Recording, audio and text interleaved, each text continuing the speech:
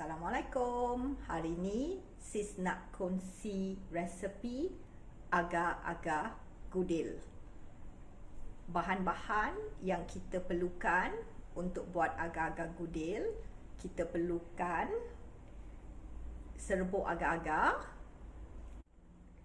kita perlukan 1 biji telur, kita juga perlukan gula melaka, kita gunakan gula pasir, santan, air, secubit garam, dan sis gunakan gula batu.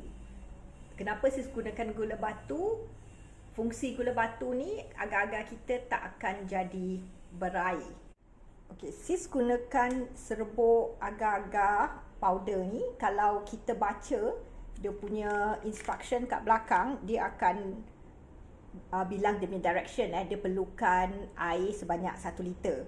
Jadi kalau you all beli agar-agar, tengok apa dia punya direction peraturan dekat belakang.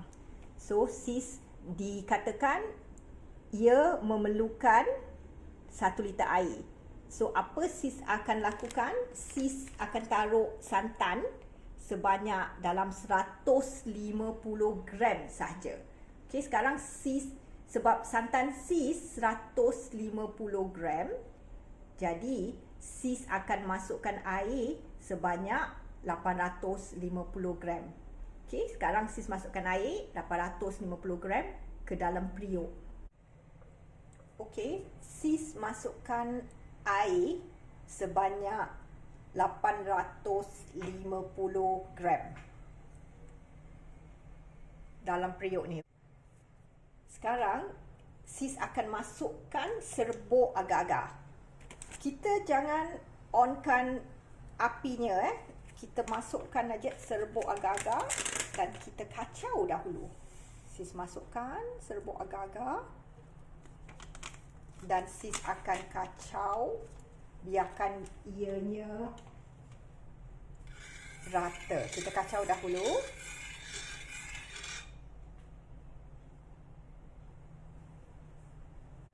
Okey, sekarang sis akan masukkan secubit garam, sikit aja garam.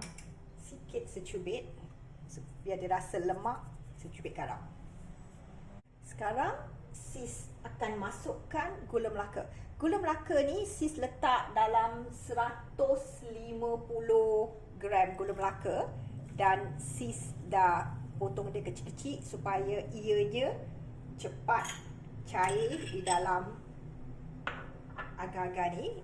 Okey, sis taruhkan gula melaka dan kita kacau, biarkan sampai ianya larut di dalam agar-agar air ni. Dan sekarang sis akan masukkan gula batu. Sis taruh sedikit. Apa yang sis katakan, gula batu ni dia akan membuatkan agar-agar kita tak cair tau. Kadang-kadang agar-agar berair.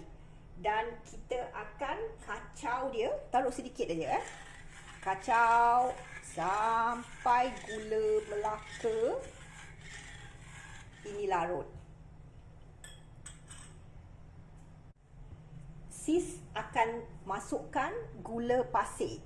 Gula pasir sis taruh dalam 50 gram sahaja. Sis memang tak suka terlalu manis. Gula pasir ni ikut cita rasa you all. Kalau you all orang yang lebih suka manis, bolehlah letak lebih gula pasir. Kalau macam sis yang jaga kesihatan, sis akan kurangkan manis. So kita biarkan ianya mendidih. Sementara menunggu gula pasir, gula melaka kita larut di dalam air yang kita letak agar-agar tadi, yang kita mendidihkan, sis akan buat santannya. Sis taruh santan dalam anggaran 150 ml santan.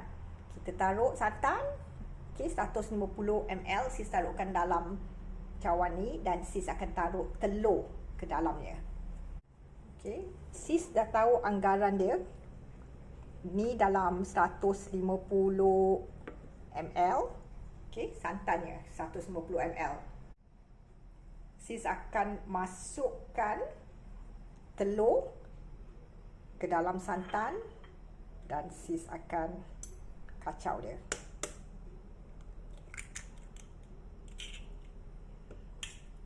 Kita kacau. Nanti kita akan masukkannya ke dalam air gula. Okay you all, ianya dah mendidih. Sekarang sis nak masukkan santan yang sis dah masukkan telur bersama santan. Kita masuk dan kita kacaunya. Sis kuatkan api biar ianya mendidih dan betul-betul dah masak, mendidih. Dan sis akan masukkan dalam acuan. Acuan ikut suka hati you all, apa bentuk acuan yang you nak. Okay, sis biarkan dia mendidih. Dan dia pun dah siap. Okay, dah mendidih. Sis akan tutup api dan masukkan ianya ke dalam acuan. Okay you all, sis dah masukkan dalam bekas. Ikut cita rasa you all apa bekas. Sis taruh dalam bekas yang bulat dan sedikit yang dalam bekas 4 segi. Okay, lagi satu dia punya tips macam mana agar-agar gudel you nak ada 2 lapisan. Salah satu, santan jangan terlalu banyak. Kalau santan you terlalu banyak, you tak akan dapat lapisan agar-agar yang di bawah. Okay, dan kalau you suka lapisan atas yang ada agar-agar, yang ada santan dengan gula ni, sedikit you kurangkan santannya. Lagi satu tips yang sis boleh share dengan you all, kalau misalnya dia punya atas ni terlalu ke bawah, you all boleh gunakan sudu tau. Itu satu trik yang sis belajar. You all tarik, you nampak tak bila sis tarik, dia punya agar-agar ni yang di atas akan naik ke atas. Sebelum dia keras, you all boleh buat gitu.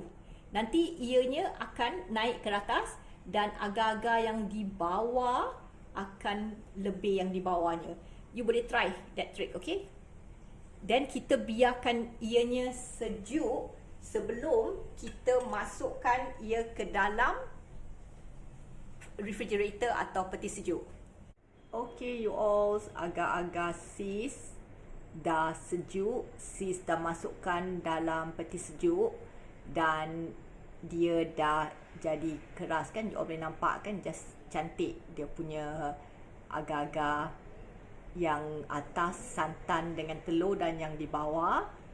Okay, you all boleh cuba dan take note lah yang tips yang sis kasih tadi untuk agar-agar ni jadi atas dengan bawah dia kelihatan cantik.